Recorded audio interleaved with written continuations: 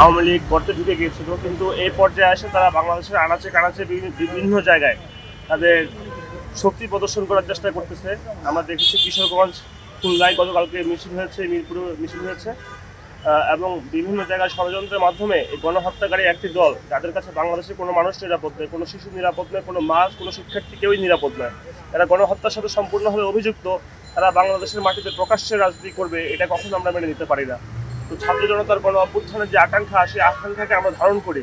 আমরা একটা সন্ত্রাসী খুনি দলকে বাংলাদেশের রাজনীতি স্বাধীনভাবে যাতে রাজনীতি করতে না পারে, সেই জন্য আমরা আজকে বরাবর আইন উপদেষ্টা বরাবর কথা বলেছি, তাদেরকে আমরা স্মারকলিপি দিয়েছি, এবং এটি নিষিদ্ধ করা কেন প্রয়োজন এবং কীভাবে নিষিদ্ধ করা যায় সেই ক্ষেত্রে আমরা কথা বলেছি। তিনি আমাদেরকে আশ্বস্ত করেছেন যে খুব শীঘ্রই তার পক্ষে যতটুকু করা সম্ভব তিনি তা করবেন।